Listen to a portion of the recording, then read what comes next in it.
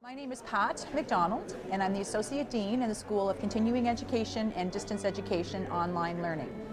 And I'm very proud of the fact that we have about 42,000 students who take continuing ed courses at Mohawk College.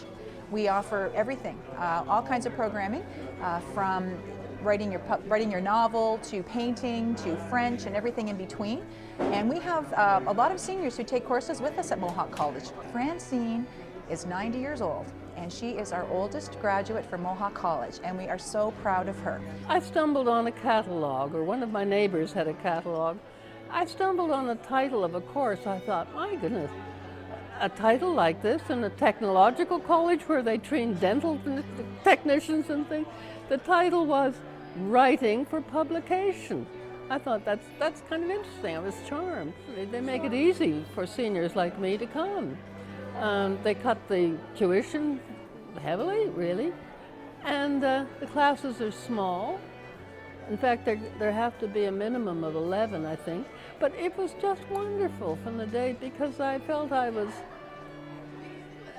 was kind of re-entering a world of literature and writing, and there were students who, I never stopped to think that they were younger than I. They were all just students along with and the teachers. I was absolutely wowed by the teachers. They had so much experience.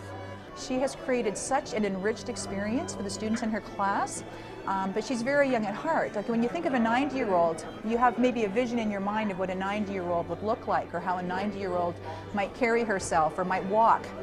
Well, at the graduation ceremony this year, I had the privilege and honor of calling the names of the graduates before they went out onto the stage. They must have run out of a focus for the day or something. They had discovered in the files that I was born in 1920. So they made the whole thing the focus. They introduced from the beginning that we have a student in her 90s who's come. And then halfway through the introduction, they named me. So of course I had to stand up. I didn't even realize that it was Francine. So I called her name, and all of a sudden there she goes, woo-hoo-hoo. She walked across the stage like this the whole time, big smile on her face, full of life, full of vigor. The whole place spontaneously just stood up and gave her a standing ovation. You could just see the youth and the vigor in her walk, her attitude, everything about her. And afterwards, she had her black gown on, and she was showing me that she had a Rowan Atkinson Mr. Bean t-shirt on, and she was quite proud of the fact that, look at me, I'm wearing a Mr. Bean t-shirt.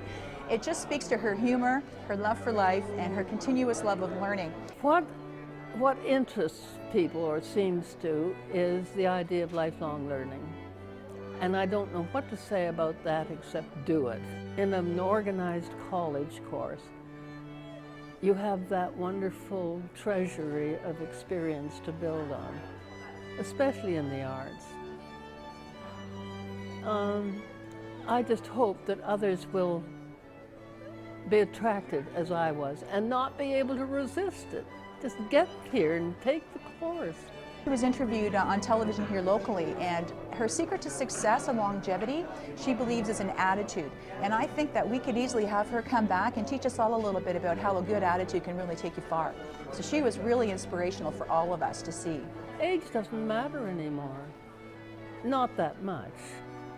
When you're young, it matters a lot when you have to learn a living. But it's just amazing the doors that open to you that late in life, and I can speak now from experience. Life gets better, you know. People don't understand that.